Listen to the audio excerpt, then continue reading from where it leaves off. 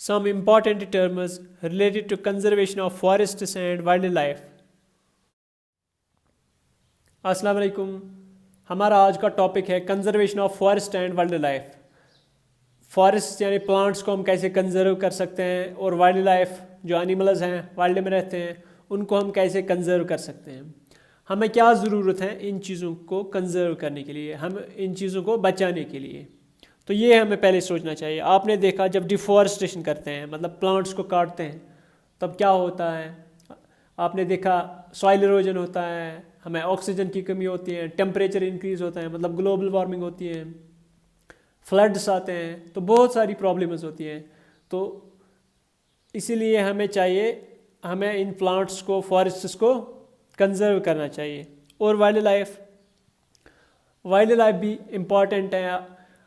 आपको पता है दुनिया में मतलब कोई भी लिविंग ऑर्गेनिज्म सबकी अपनी अपनी इम्पोर्टेंस है। सो हमें क्या करना चाहिए, हमें कंजर्व करना चाहिए फॉरेस्ट एंड वाइल्ड लाइफ, क्योंकि both of these are dependent on each other. तो इसमें हम पढ़ेंगे हम कैसे कंजर्व कर सकते हैं प्लांट्स एंड एनिमल्स को। उसमें हमें पढ़ना है नेशनल पार्क्स पढ़नी है, सेंचुरीज पढ़नी है और बायोस्फीयर रिजर्व्स। जो आपके इस बुक में बायोस्फीयर रिजर्व इम्पॉर्टेंट दी हुई है वो है पंचमरी बायोस्फीयर रिजर्व, जो हम इंशाल्लाह नेक्स्ट वीडियो में हम फुल्ली डिस्कस वो करेंगे, बायोस्फीयर रिजर्व और national parks, wild life sanctuaries. But उससे पहले क्या करना है, हमें ये कुछ इंपॉर्टेंट टर्म्स हैं इसी के रिलेटेड, ये हम जानेंगे। नंबर फर्स्ट है बायोस्फीयर। हमें पता होना चाहिए बायोस्फीयर किससे कहते हैं। Biosphere is that part of the earth in which living organisms exist और विच सपोर्ट्स लाइफ। ये वो पार्ट है अर्थ का, बायोस्फीयर, जहाँ पे लिविंग ऑर्गेनिजम्स रहते हैं या विच सपोर्ट्स लाइफ। ये कौन सा पार्ट है अर्थ का? आपको पता है अर्थ इज एलिप्टिकल, दुनिया मतलब गोल हम कहते हैं। ज़मीन के ऊपर वाला हिस्सा जो है मतलब आपको पता है अर्थ का ऊपर वाला हिस्सा उसको कहते हैं क्रस्ट, बीच वाले को मेंटल, जैसे आपने ये देखा होगा ये कोर और ये आता है मेंटल, और ऊपर वाला हिस्सा जो है क्रेस्ट, ये है क्रेस्ट। तो इसके ऊपर जो भी लिविंग ऑर्गेनिज्म रहते हैं उसको हम बायोस्फीयर कहते हैं। लिविंग ऑर्गेनिज्म कहाँ से कहाँ तक यहाँ पे रहते हैं।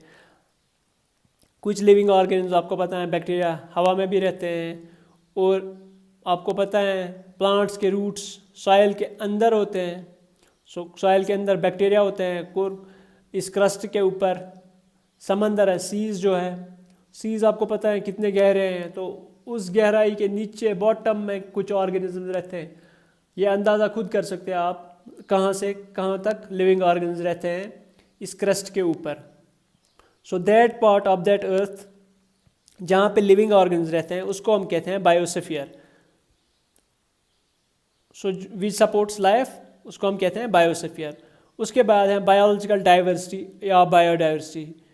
बायोडाइवर्सिटी किससे कहते हैं? It refers to the variety of organisms existing on the earth, their interrelationships and their relationship with the environment। ये कहते हैं कि वैरायटी ऑफ ऑर्गेनिजम्स, बहुत सारी डिफरेंट टाइप्स ऑफ ऑर्गेनिजम्स जो अर्थ पे हैं, जो एग्जिस्ट करती हैं अर्थ पे, और एंड दियर इंटर रिलेशनशिप्स, और जो वो अपने एक दूसरे के साथ मतलब उनकी रिलेशनशिप जो है, and their relationship with the environment, उनकी रिलेशनशिप एक दूसरे के,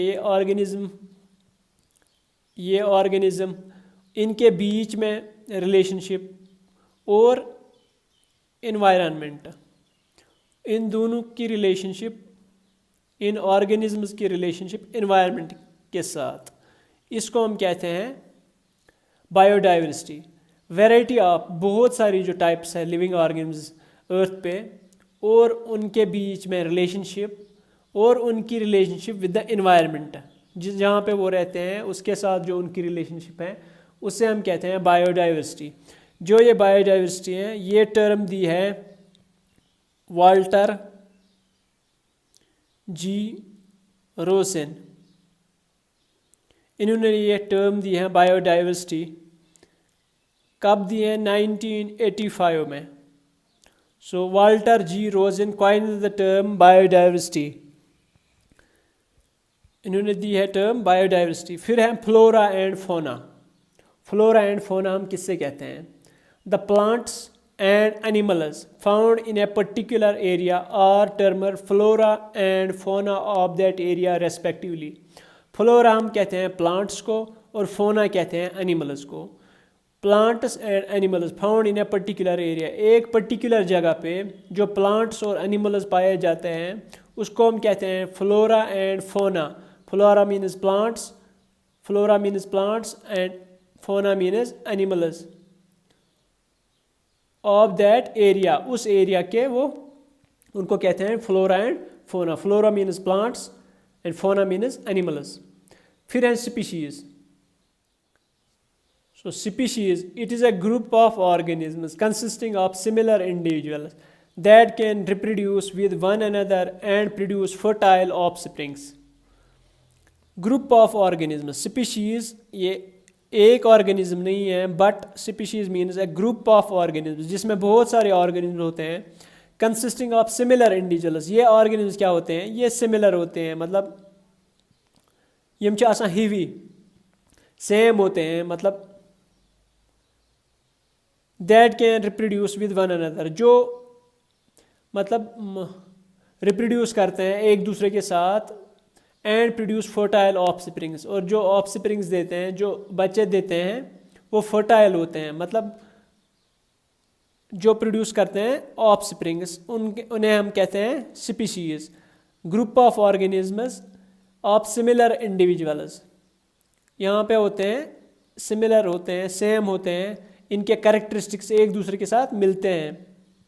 जैसे मैं आपको एग्जांपल देता हूँ, हम जो हैं इंसान हैं, होमो सेपियंस, जिसका साइंटिफिक नेम है होमो सेपियंस मैन, तो हम एक ही स्पीशीज़ हैं। हम एक दूसरे के साथ शक्ल से तो नहीं मिलते हैं, बट बहुत सारे कैरेक्टर्स तो मिलते हैं। जैसे हमारे 2 हाथ हैं, आँखें हैं, नोज़ हैं, सब तो मिलती हैं, बट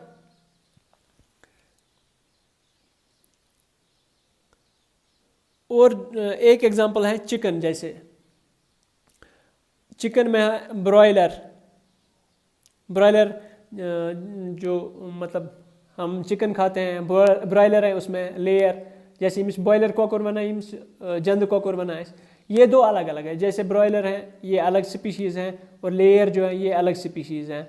जो इंसानों की स्पीशीज़ मेल फीमेल अलग अलग नहीं होते हैं, वो स्पीशीज़ सेम है, फिर उसका सेक्स होता है डिफरेंट, कोई मेल होता है कोई फीमेल होता है।